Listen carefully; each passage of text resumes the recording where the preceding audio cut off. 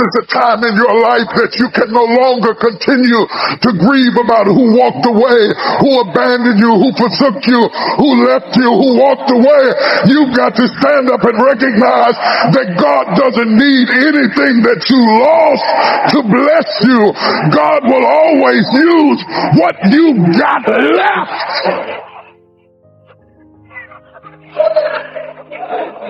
I'm talking to somebody, I don't even know who it is, but the Bible said, wake up! Wake up! Wake up! Strengthen what remains. Life is too short to live negative, sour, letting circumstances dictate our attitude. Every morning you need to make the decision, this is another day the Lord has made. At some point we have to look in the mirror and say, maybe I'm the one that needs to change. Maybe I've developed a habit of seeing what's wrong rather than what's right.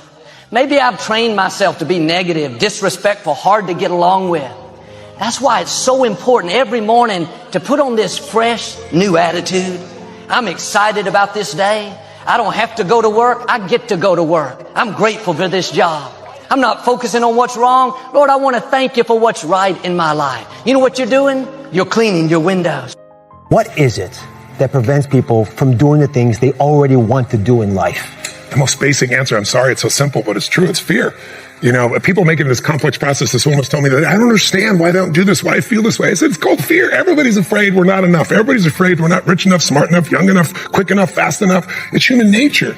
But the secret is to do it anyway. I know that sounds so simplistic. My work when I'm working with somebody is showing how to condition themselves, like building a muscle, so that you take action first, automatically. Because if you don't do that, it's hard. You lose momentum. It's like, how do I get started? Where do I go? And I tell people, throw a rock, wherever it drops, start there. The next person walks by, I go, you're the first person after the rock. Do anything to start the process of moving forward rather than let fear stop you. To say that where your focus goes, energy flows. Yes. Because it just takes you in that right bite. Then the intent part sneaks in there. Is the intent because you've got to pick what you want to do, or just do something and you'll figure it out as you go? You need to be clear what it is you really want. I always tell people, know not only what you want, but why you want it. I know this is simplistic, but most people just don't do the blocking and tackling of their life. The one we were talking to earlier, a great lady, and you could just see she wants to have a new business, but she never sat down to even put a plan together and says, why aren't I taking action? Well, when you're not sure what you're going to do, you're going to hesitate. And hesitation kills momentum. And momentum is what makes a sports team win. It's what makes an athlete, a business person win. When you get momentum, it's like takes enormous energy to get a rocket out of our gravitational pull of the earth. But out of the solar system is easy. Once it has momentum, it takes less fuel, less energy. Starting a relationship, starting a business, changing your body. It takes so much in the beginning. But once you get going, it's actually really easy. Common question I've been asked by the media my entire life that always makes me laugh is, well, don't you have bad days? Don't you have days when you're like frustrated and excited and pissed off and you watch TV and you eat Cheetos and watch pornography? And I said, well, I do some of those things, right? And of course I do. But it's like an athlete. I built muscle over the years so that it's not that I don't have feelings, I don't get hurt, I don't feel sad, I don't feel tired, I feel all those things. But they're not the dominant force in my life. It's a muscle. The mind is a muscle. Emotion is a muscle. I think the most powerful muscles are the invisible force muscles. It's your spiritual, emotional muscles. Like courage unused doesn't grow, it shrinks. So I put my ass on the line regularly so that it grows. And when it keeps growing, then pretty soon the stuff that used to make me crazy, it doesn't touch me. It's not that I'm so great. Just I'm well trained. I've trained this mind. I get up every morning in my life. You talk about rebounder, more crazy shit I do is every morning in my life, if I'm near any of my homes, and some places I have cryotherapy, but my homes I have these cold plunges, and they're 56 degrees. And the first thing I do is jump in that cold plunge. So there's not a morning where I want to jump in that. I can't remember mornings like, I can't wait to jump in that thing. But I don't negotiate with myself. I do it for two reasons. One, there's a physical health component. It moves your lymph system and the blood flushes through your whole body. But the main reason I do it, even more than that, is when I go up there, I don't, how people negotiate, well, maybe we'll do it tomorrow. I'm going to do this. Or, let me wait 2 more minutes till I'm ready. There's none of that with me. For decades, I say, we do. I'm not here to discuss this with my mind. There's mind and then there's soul and spirit. And soul and spirit, my soul knows. And when I say jump, you jump. I'm not here to have a discussion with you. Some people never will have much. They're too cautious. Now, you can also be too reckless, but you can also be too cautious. This is called the timid approach to life. And my caution was always the risk. Risk used to drive me right up the wall. I used to say, what if this happens? It's called the language of the poor. What if this happens? And on top of that, if this was to happen, look at the fix I'd be in. I better not try. I could always ace myself out. Then I'll tell you what changed my whole life when I finally discovered it's all risky. The minute you were born, it got risky. If you think trying is risky, wait till they hand you the bill for not trying. If you think investing is risky, wait till you get the tab for not investing. See, it's all risky. Getting married is risky. Having children is risky. Going into business is risky. Investing your money is risky. It's all risky. I'll tell you how risky life is. You're not going to get out alive. That's risky. The Englishman says, well, if that's the way it's going to work out, let's give it a go. Right, that's what it's for. Give it a go. Somebody says, yeah, but I'm looking for safety and security. Fine, then huddle in a corner. We'll cover you with a sheet, bring you 3 meals a day. And we'll protect you, feed you, look after you, care for you. We won't let anything happen to you. And you'll probably live to be 100. The guy said, well, yeah, I'd live to be 100. But what a way to live. Right. What a way to live safe and secure. Don't ask for security. Ask for adventure. Better to live 30 years full of adventure than 100 years safe in the corner. And see, it's not important how long you live. What's important is how you live. Here's the next attitude disease, pessimism. Pessimism, the deadly disease of always looking on the bad side, the problem side, the difficult side, checking all the reasons why it can't be done. The poor pessimist leads an ugly life. He doesn't try to figure out what's right. He tries to figure out what's wrong. He doesn't look for virtue. He looks for faults. And when he finds them, he's delighted. How ugly. This is the poor guy looks through the window, doesn't see the sunset. He sees the specks on the window. And this is the poor guy, right, who rushes up, takes such leave of his senses. This guy rushes up and he says, I've got 5 good reasons why it won't work. He's so dumb he doesn't know. All he needs 1. He's got 5. To the pessimist, the glass is always half empty. To the optimist, the glass is half full.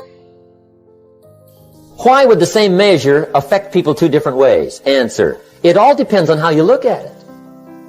Our lives are mostly affected by the way we think things are, not the way they are. The way we think they are affects us most. One of the major things Shoaff taught me when I met him, he said, poor thinking habits keeps most people poor. Not poor working habits. Most people work hard, but they don't think hard. And Shoaff taught me that the mind is like a factory, a mental factory.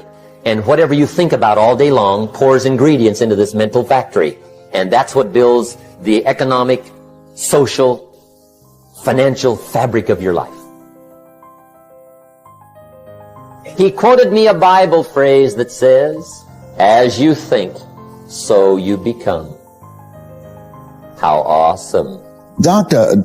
Alfred Golson, who has since passed, was a very unusual guy. And he told me, he said, Mr. Brown, you have cancer. I said, can you give me a second opinion? He said, yes, and you're ugly too. I said, oh my God. So I didn't have a chance to have fear because, those 3 words, you have cancer, 3 of the most feared words in 7 different languages. I saw it as a fight. And from that time to this time, my PSA was 2,400, and that stands for prostate specific antigen. And now it's below 0 and metastasized to 7 areas of my body, which was a good thing because 7 is my lucky number. Okay. So I never was fearful that I was going to die from it. And I think I read something by Dr. Norman Cousins. He wrote a book called The Biology of Hope. And he talked about the fact that when something happens to you, you don't deny it, you defy it. And I was defiant that I'm going to beat this, I'm going to handle this. That there are people who many times when something happens to them, that they embrace it from a place of fear and it takes them out. And L.C. Robinson said, things may happen to you and things may happen around you, but the most important things are the things that happen in you. And you have to stand up inside yourself and deal with it and handle it.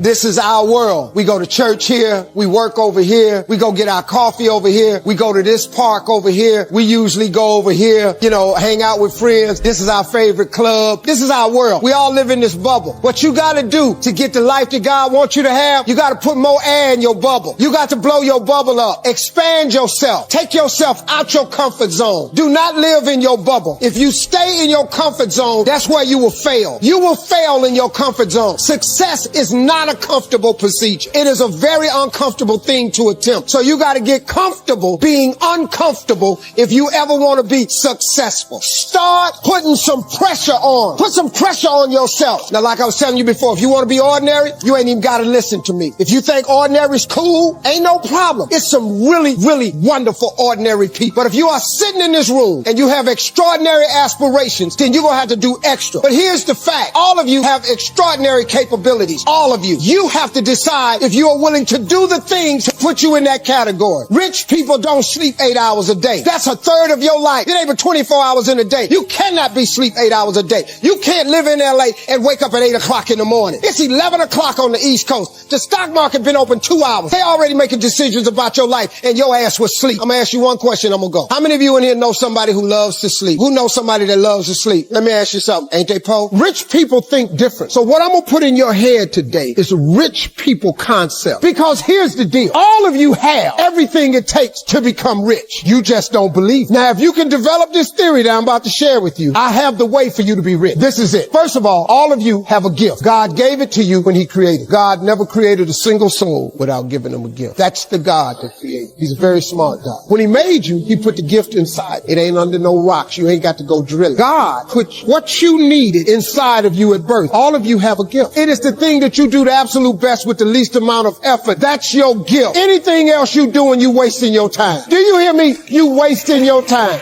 If when the alarm clock goes off in the morning and it makes you sick every morning that alarm go off, it's because you ain't doing your gift. You're going against what God created you to be. Do most of you know what your gift is? Who in here doesn't know their gift yet? Okay, let me tell you what you do. Go home today. Don't talk to nobody. Sit down and have one conversation with yourself. What is the thing that I do, the absolute best, with the least amount of effort? This ain't gonna take you long. You old enough, you grown. Write it down. I don't care if it's network. I don't care if it's babysitting. I don't care if it's doing color. I don't care if it's painting. Whatever it is, it's what you do. Sing it. Whatever you do the best, write it down. That's your gift. That's it. You ain't got to go asking a bunch of people. They've been telling you your whole life. You ever have people call you with their problem? They always call you with your problem because you gifted at it. But you didn't know how to identify it. If you identify your gift. Now, let me ask you this question. This thing that you're gifted at, if you did it for somebody, do you think somebody would pay you $10 for your gift? Just $10. Could you babysit for $10? Could you cut somebody's hair for $10? Could you cut their grass for $10? Could you make them a chicken dinner for $10? Could you do something for $10? Everybody. Don't you have something somebody will give you $10 for? Okay, now, once you have something that somebody's willing to pay you $10 for, this is how this works. It's called the multiples of 10. See, you don't have to figure out how to be a millionaire. You just got to figure out the thing that makes you $10.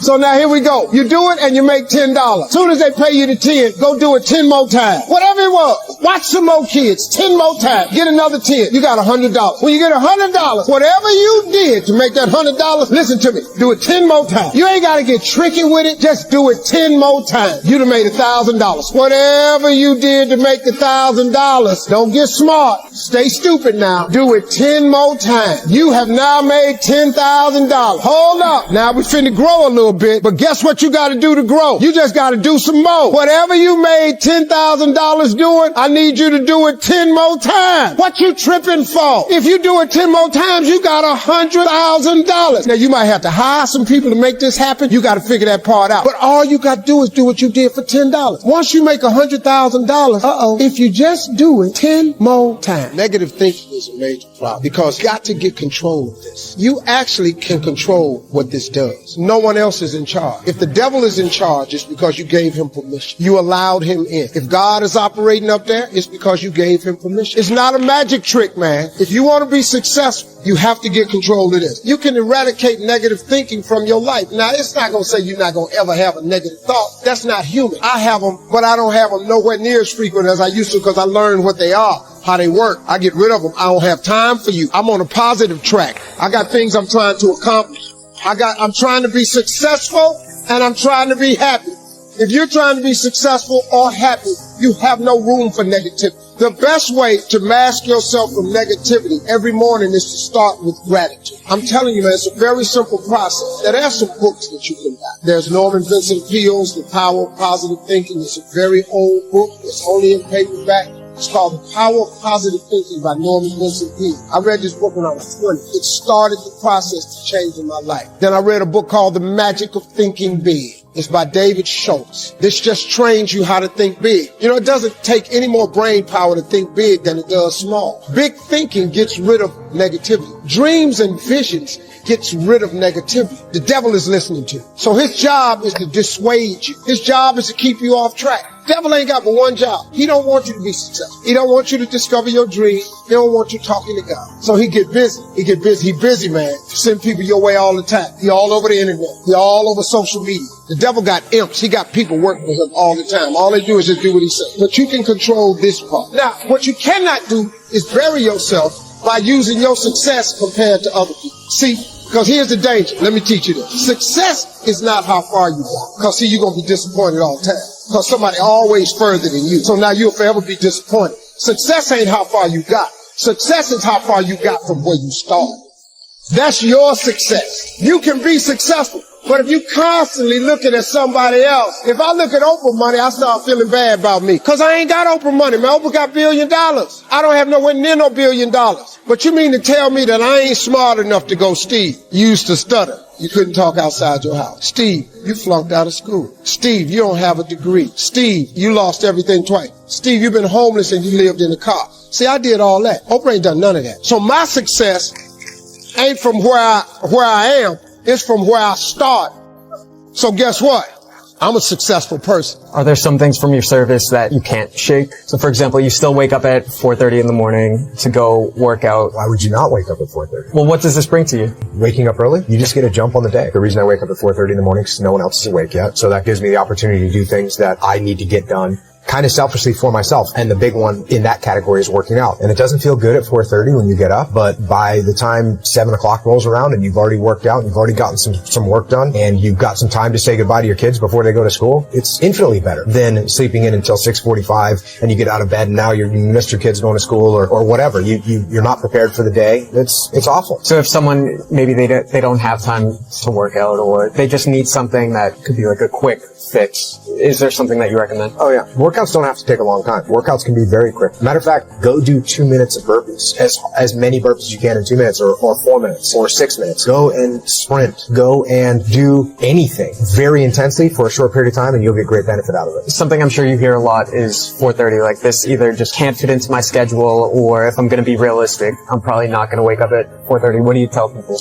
Yeah, and there's people that work night shifts and there's people that it's unhealthy for them. They can't fall sick. No, be healthy. Get enough sleep. But first of all, wake up at the same time every day. And if you pick that time and you start waking up at the same time every day, that's very good for you. It doesn't have to be 4:30. It could be 6:30. It could be 7. I don't know what your personal schedule is, but find out a time, pick it, set it, stick to it, and maintain that schedule, and that's going to end up benefiting. I recommend it's earlier. I recommend that you go to bed earlier. Because what are you doing at night most of the time? Most of the time at night, you're not working on anything super productive. You're just winding down and watching stupid YouTube videos or surfing the internet, reading clickbait stories, right? Don't do that. Instead, go to sleep and then wake up early.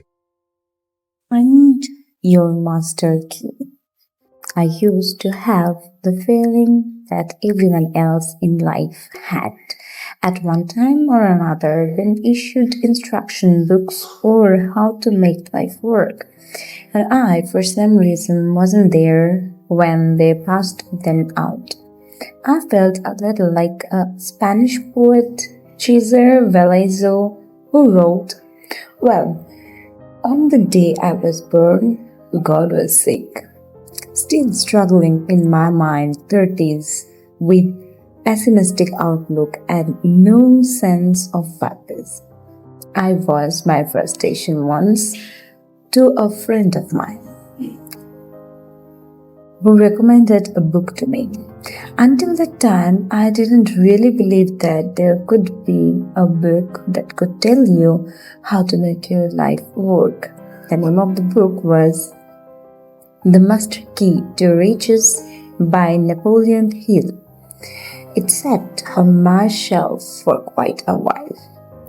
I didn't believe in motivational books or self-help. They were for weak and gullible fools. I was finally persuaded to read the book by the word riches in the title. Riches would be a welcome addition to my life. Riches were probably what I needed to make me happy and wipe out my troubles. What the book actually did was a lot more than increase my earning capacity, although by practicing the principles in the book, my earnings doubled in less than a year. Napoleon Hill's advice ultimately sparkled a fire in me that changed my entire life. I soon acquired an ability that I would later realize was self-motivation.